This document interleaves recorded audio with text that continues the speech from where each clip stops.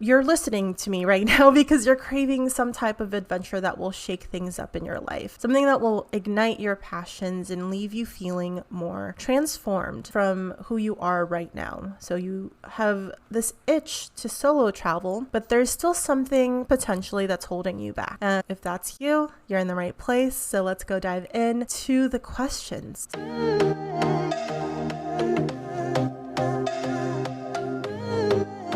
Welcome to the Travel Not to Escape podcast.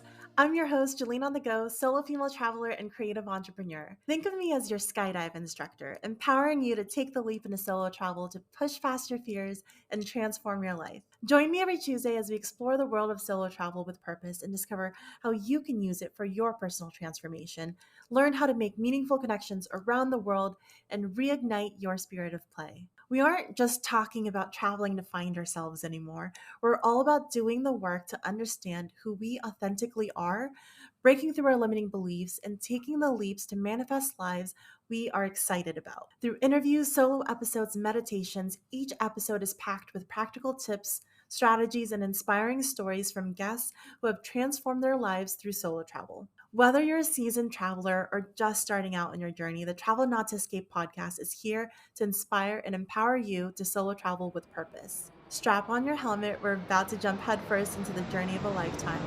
Are you ready? Let's go. Welcome, Navigators, to this week's episode of Travel Not to Escape.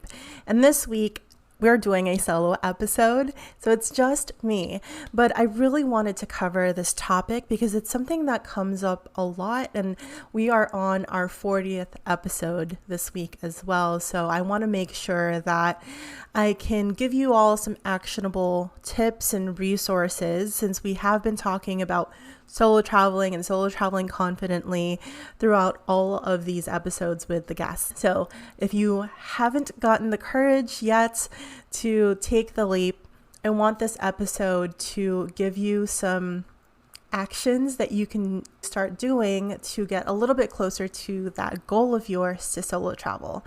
So I have created a Solo Travel Confidence Workbook, and I will link that in the show notes. But what this workbook is going to include is a list of key questions that you can ask yourself so that you can move closer to your goal of solo traveling confidently.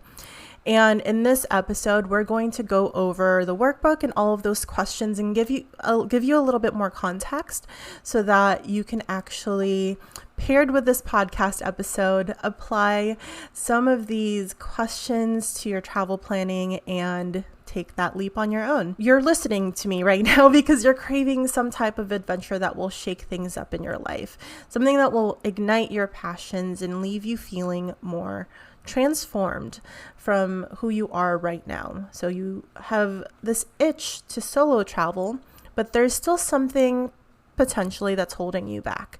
If that's you, you're in the right place. So let's go dive in to the questions. So setting the stage, the way that I learned how to do this through my own experience and also through my training at the Transformational Council is that you want to approach your solo travel journey as a journey, a hero's journey, where you're the hero. And in this journey, you have 5 stages. So you have the stage of where you are right now, wherever it is in the world, however you're feeling, whatever stage or season in life. And then we go into the end stage of how do you return? How do you want to feel when you get back from this trip? It's really important to have this end in mind before you even start planning, because this will dictate the other steps, and that includes why you're going. Why do you want to go on this trip? And from that information, how do you plan and prepare so that you are hitting on your reason for going? And you also want to link that to how do you go? What's the mindset? What's the energy that you bring? And how are you actually going to be when you are traveling so that when you get back, you are that transformed version of you? So those are the 5 stages. Where are you now? Why do you go? How do you plan and prepare? How do you go? And how do you return?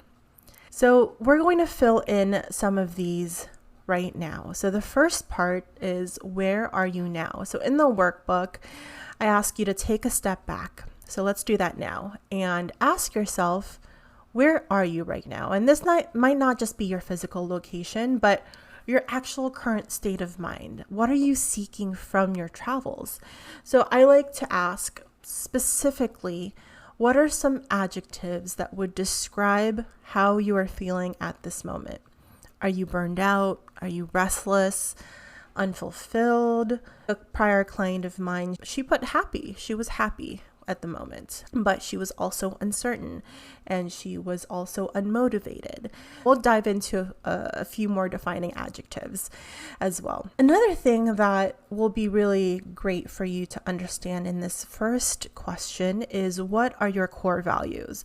And I have a exercise that I've actually built out on Excel, where on one of the tabs you have all 200 plus core values that you can start with, and work through the process of narrowing these adjectives, these values down, so that you get to 5 value statements. And these are things that you personally value.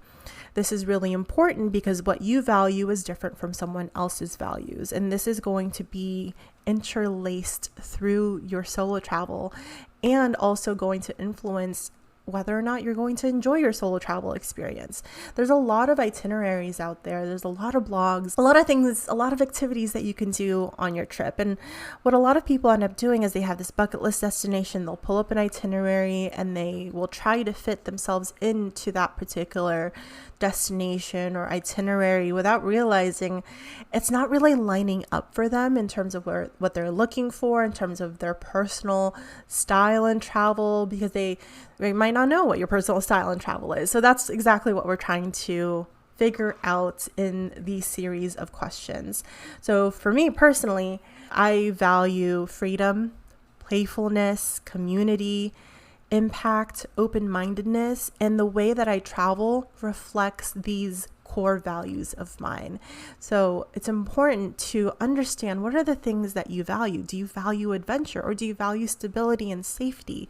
And depending on what your values are, you're going to want to plan for that in mind. I have some exercises here where you can go through that. I also, in the next page of the workbook, is a list of adjectives, and this links back to that question, where are you now?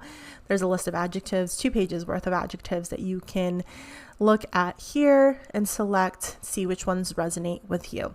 But there's another layer to these adjectives. I actually got these lists of adjectives through a Tantra training that I went on.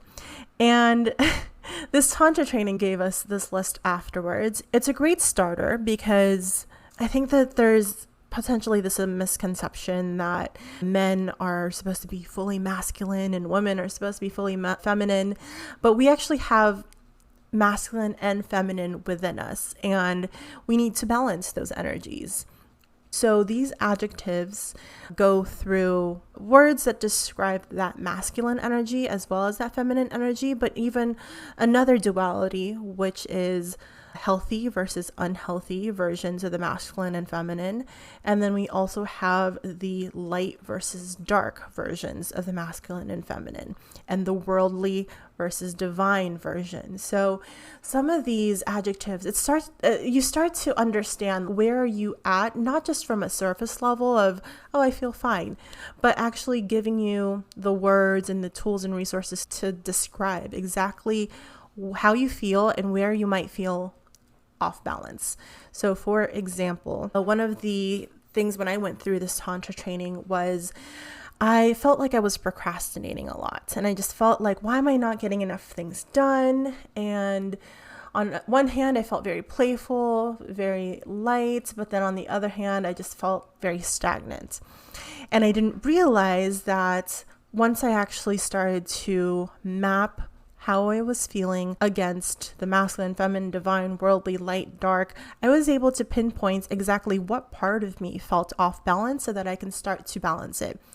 So in this case, what I was feeling in terms of that procrastinator energy, not getting things done, was actually, that's a unhealthy masculine energy. And in order to balance that unhealthy masculine energy, I needed to counterbalance that with a healthy feminine. So in this Tantra training, I had to actually have a conversation with both of those sides and ask, what do I need to get to this point? And what were the fears that were holding me back? So it's a starter point in conversation for yourself to be able to understand where are you at from a very specific vantage point and understanding then what actions you can take. So the workbook covers the adjectives, and if y'all want to discuss Tantra and some of the ways that you can balance, definitely take me up on the free consultation, because this is the stuff I love to talk about. But you get these adjectives there so that you can get the words at least to describe how you're feeling. Once we get those adjectives and you're able to describe where you are now, you choose the 3 words that best describe your life at this moment, then you understand where your starting point is. You can map out the 3 words that describe the version of yourself that you want to feel like at the end of your trip. So now, after this exercise, you get a starting point and an ending point. For example, I had a client and she was feeling uncertain. She was feeling happy, but she was also unmotivated. And she wanted, at the end of her trip, to feel inspired, to feel joyful. So not just happy and okay with life, but she wanted to exude joy. And so we now, after understanding what those adjectives were from the start and the end, knew what direction we needed to shape her solo travel journey. Okay, now we move into something a little bit more playful, and that is, what is your play personality? And if you've been listening to this podcast through the last 39 episodes now, you will know that I ask this question to every guest. What is your play personality? Because there are 8 categories of play, and this is based on the book Play, done by researcher Dr. Stuart Brown. And after doing thousands of play histories with people, understanding how they used to play when they were younger, he came up with these 8 categories. So I have a play personality quiz that you can scan that is part of this workbook as well, so that you can understand what play is like for you. And this is a great tool because a lot of people go on these solo travel journeys and then they think that they have to do something that is on the list, on the top 10 things to see in this city. But what they miss out on is doing things specifically for them that lights them up. If you want to have this transformation, one of the ways is through reigniting your spirit of play. And in order to reignite that spirit of play, you need to know what feels like play to you. So it's a quick BuzzFeed style quiz that you can take. There's only a few questions in there, but that will give you a better understanding as to what is your play personality. The next question I ask is, what are the most exciting parts of the current itinerary or city that you have in mind? Think about that city if there's something on your mind already, or maybe you don't have an idea of where to go, but you have a vision, perhaps a starting vision of what you want to do on this trip, whether that's go to a resort or go climb a mountain.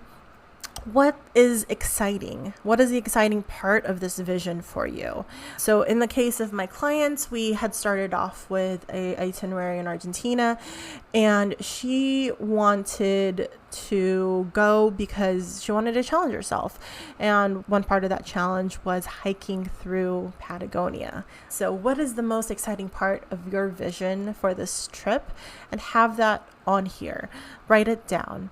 And also, as part of your vision, start to really think about what kind of food you want to eat, what kind of sights you want to see, what type of activities you want to do, and write down the things that excite you. The next question is, why do you go? So now that we have the basis of where you're starting from and an idea of what feels like play to you, what's starting to excite you, what your values are, now let's answer the question of, why is it that you want to go? How do you believe this specific solo travel journey is going to help you become that transformed version of yourself, the one of the 3 adjectives that you defined as the how do you return?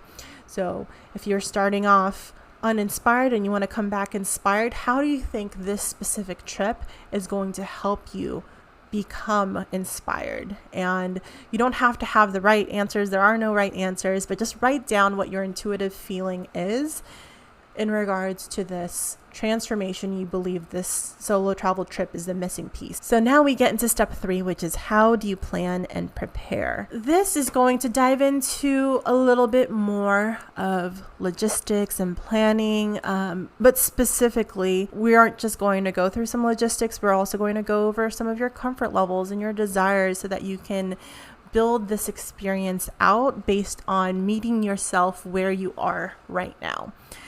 And the first question I have is, what is your current level of confidence with solo travel? And it's important to understand where you're starting from, because if you are at one end very scared and don't know if you can do it, and on the other hand, you can travel anywhere in the world and feel 100% confident, this is going to influence how you plan your trip. For example, where you're going to stay, the type of transportation that you're going to use, who you're going to meet on the trip.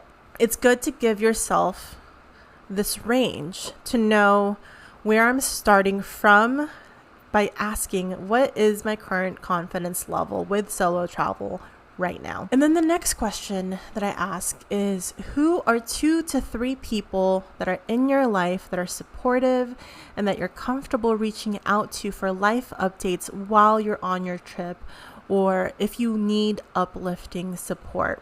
This is important because a lot of people, and myself included, go on trips and try to meet new people, try to do new things, and a bit of it is trying to travel to escape our old lives. But we have some form of support system in our existing lives, whether that be more structured like therapy or coaching, or maybe it's a community or your family or your friends. Try to identify 2 to 3 people in your life that are supportive and that you're comfortable reaching out to for keeping them updated while you're on the trip. I like to rotate and catch up with 2 different friends, 2 different loved ones each week. So that way I'm keeping in touch with people and I also feel grounded in those relationships. Sometimes you might not have a support system that is within your friends and family. If that's the case, then one of the next steps, if you left this blank, for example, one of the things that I would recommend is joining a group ahead of time, whether that's an online Facebook group or some other type of travel group. Another group where you feel connected and have some similarities in terms of mindset, and join that community ahead of time so that you have people that are supportive, you have people that you can update and that you can reach out to if you have any worries or just need an extra boost. So don't worry if you end up leaving this page blank. There's ways to prepare and get that support even if you don't have it currently. So this is why it's important to go through this workbook, because it's not judging you for not having these things already or not judging you for how you're feeling at the moment. It's giving you a starting point so you know what areas you need to prepare or spend more time at before you go on this solo travel journey. Okay, so the next question I ask is, on a scale of introvert to extrovert, where do you land? And this is also really important. I myself am an introvert. So I have here on the top of the scale, introvert, I recharge by myself, or you have extrovert at the end, I recharge by being with others. This is an important question to answer for yourself if you haven't before, because this is going to dictate the types of activities and the types of ways you can recharge while on your trip, and even building in those moments of recharging. So if you recharge by being with others, you're going to want to add in more activities that are social, versus if you know you need to recharge by yourself, then you want to add in hour blocks perhaps during your days where you are by yourself and doing things that recharge you. Because what happens is, if you don't acknowledge your need for how you recharge, then you're going to end up with a very low battery, low social battery, low energy battery by the mid to end part of your trip, and it's no longer going to be enjoyable. So ask yourself this question ahead of time and plan for it. Okay, now we're going into logistics. Now that we have the stage for where you're starting off from, it's time to really dive into some of the logistics that are going to influence the success of your trip. So let's optimize. The first one is just a very standard question. Do you have a set budget for this trip? And it's important to ask yourself this question because it will dictate where you stay, and it will dictate where you go and how you go as well. So it's important to just be upfront and have an idea of, hey, is this going to be a budget trip, or is this going to be something super bougie? And it's also really important to ask yourself this question because a lot of things that will end up making you feel safer will require a higher budget. For example, if you're staying in a hostel versus a private room that has a 24/7 concierge. And if your confidence level, say, was at a 1 when we asked that question earlier on in the workbook, then perhaps the budget that you're going to need is a little higher so that you can stay in more private accommodations with the 24-hour security or with the concierge available in order to make you feel more confident. So this is the reason why this total budget is really important, because it will dictate how you're going to fit in the important parts of your travel into your trip. Next question is check the boxes for transportation you are comfortable taking. So I have on here private driver, ride share, public transportation, walking, or other. And again, this is important, also influenced by your confidence level and the budget as well, of course. But these are just some things to start to think about before you plan your trip. How are you going to get from place to place? It's really important. These are the moments, I will say, as a solo traveler, that I feel the most vulnerable is when I am going from one place to the other, whether that's walking or taking a metro or on an Uber, or even in a private driver situation. You are putting yourself out there, whether that's walking in a public place where you're not familiar with navigation, or if you're even in a one-on-one situation where you have a rideshare driver, and that's also pretty vulnerable and scary sometimes. So I think just confront this question head on and understand what your level of comfortability is, because again, your budget might need to go up if you feel more comfortable doing a certain type of transport. Same thing with accommodation preferences. Are you wanting to stay in a hostel, Airbnb, where you have the whole place, or just a private room in an Airbnb, a small boutique hotel, or one with like all the bells and whistles and amenities, a resort that's all inclusive, or something a little bit more secluded and cabin in a mountain somewhere? Again, this is going to influence all the things that we've talked about, because a lot of people think that if they're solo traveling, they have to stay in a hostel in order to meet people. That is false. There are so many different techniques that I can go over with you to meet people anywhere in the world. You don't have to stay in a hostel. But understanding that if you do want to stay in the hostel, whether that's due to budget or just wanting to be in that environment, then writing that down on here just so that you have that on paper and out of your mind, so it's a little less overwhelming as well. Next question I have is, on a scale of solo to social, what are your preferences? And this is different from the ways that you recharge, because the ways that you recharge, introvert to extrovert, is going to dictate how you carve out time to recharge during your trip. But then this one is, how social are you? And do you want to spend 75% of your time alone, or do you want to spend 100% of your time with people? So this is going to dictate the ratio of the types of activities that you will be signing up for.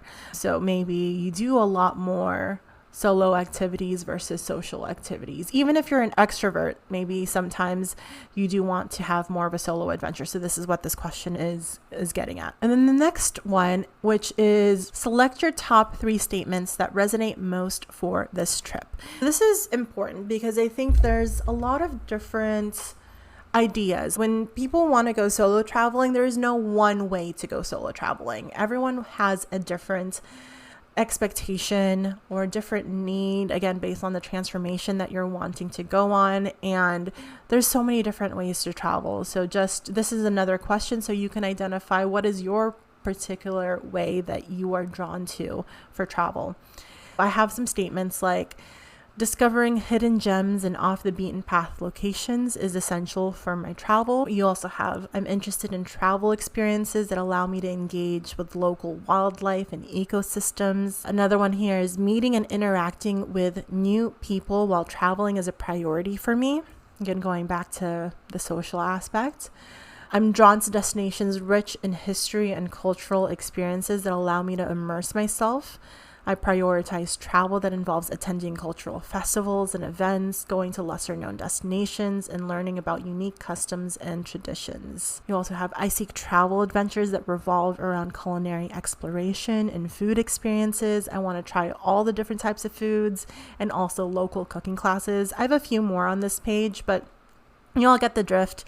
Select your top 3 statements that resonate most for this particular trip. It might be different if you were to go on a different solo travel trip in the future, but for this moment right now, this trip that you have in mind, what is the general type of travel that you're drawn to? Next question is, what is your comfort level in navigation?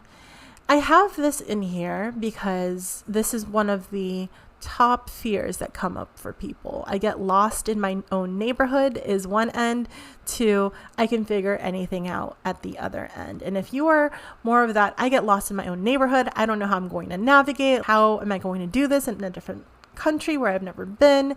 If those are the types of fears that are coming up for you, it's good to surface that now, because then you can plan strategies for how to be able to do this successfully. Just because you get lost in your own neighborhood does not mean you will not be able to navigate the streets of Athens, even though the streets of Athens are quite difficult to navigate. But there are other strategies that you can do. So maybe if you get lost in your own neighborhood, then you opt for more of those private driver or rideshare options where you can enter in the address and you're not walking from place to place, so that you minimize those opportunities for you to get lost. Maybe if you get lost in your own neighborhood, then you stay in accommodation where you have concierge, where you have someone that you can ask at the front desk in order to help you navigate. Maybe you stay in a central part of the city that is a lot more compact and you can walk to places that are very close around you without getting lost. Maybe stay in a part of the city that has a grid system versus the really narrow, windy streets that don't have signs. So this is, just because you get lost in your own neighborhood doesn't mean that there are no strategies that you can employ in order to mitigate this when you are abroad. Next question, and this is so important: how fast do you want to travel? And this is actually, I should make one for people who aren't solo traveling and people that are traveling with a partner or friends, because how fast you want to travel is such an important question. Because some people, like I have on here on one range, is who needs to sleep? I want to see as much as possible, even if that means sleeping on the bus or train there. I have another one, which is a step above that, is I need to sleep comfortably, but I still want to see a lot, and I don't mind packing and unpacking every day. I need to at least 2 to 3 nights in each place. Or I want to feel rested while I explore and time to soak in what I'm seeing. I need at least 4 to 5 nights per location without packing again. Or I don't mind seeing less if that means I can get deeper and feel more immersed. I'm okay with only 1 to 2 main places to stay and taking day trips from there as needed. This is going to, again, dictate where you stay, how often you're moving, and the activities that you're doing. Really important to know what your travel speed is ahead of time, and also setting those expectations for yourself. If you know that you are useless, if you don't have a good night's sleep where you're laying down flat, then you're going to want to build in additional time where you're not having to constantly be on the go and sleeping on transport. Next question, and actually I think this is my last question, is what is your comfort level with new languages? And this ranges from no clue to fluent and at ease.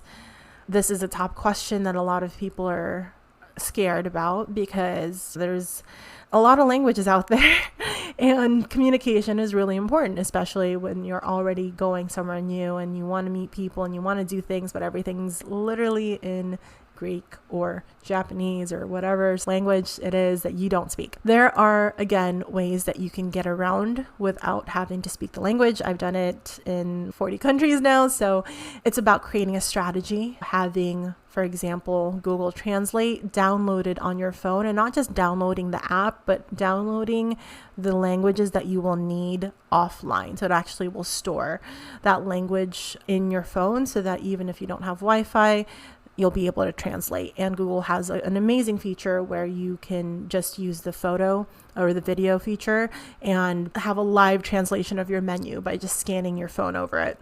There's other things that you can do as well. For prior clients, I have put them in accommodations that had English speaking concierge and front desk so that they knew that they had someone that could speak English with them if they ever needed to rearrange something, had questions about where to go. And another thing that you can do is take some survival language courses ahead of time so that you at least know the basics of how to get around or what very specific baseline language is for signs that you're navigating. What does stop mean? What does start mean? Or enter, exit, push, pull, some basics so that at least you can start to recognize those characters as you are navigating by yourself. Those are the questions that are part of this workbook. And if you want to download a copy, I will link that in the show notes. It is for free. And again, I just want to give you all another resource so that you can start to plan your solo travel intentionally and really build upon the things that you're looking for, you're expecting, so that you can create this solo travel journey that is just for you and one where you're going to get out of it exactly what you are wanting. And in terms of next steps, so you fill out this Solo Travel Confidence Workbook. And this, as you may have realized, I only go over the first 3 of the questions, or really I do the where are you now, why do you go, how do you plan and prepare, and we also touch on the how do you return. But I haven't covered the how do you go, which is the mindset piece, and the how do you return piece, which is getting home and having post-travel blues. I do have another episode all about post-travel blues on the podcast that I will also link in the show notes, because that one is an episode that a lot of people have found really handy for just feeling.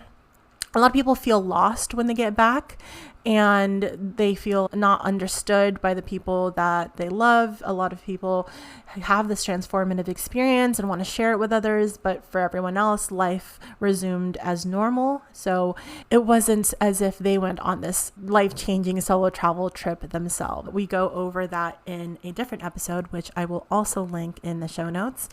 And if you need additional help or someone to just talk through some of these things, I do offer a free consultation. We'll do a 45-minute chat.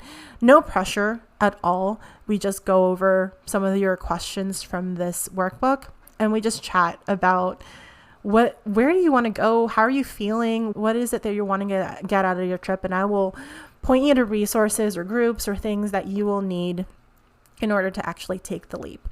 If you want to write out those questions, you can join the Travel Not to Escape Facebook group and just share any of those concerns in the group, and we'll have the community or myself answer.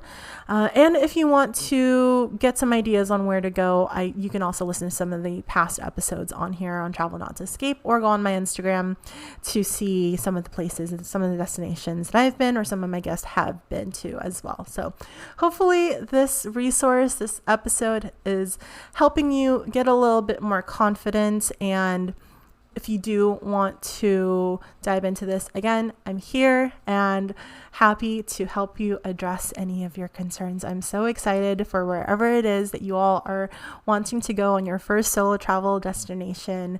Please keep me updated, message me, and let me know where that is. And that is the end of this episode. Thanks so much for listening, and I will see you all in the next adventure. Thanks. Until next time, keep exploring, connecting, and playing, and safe travels, navigators.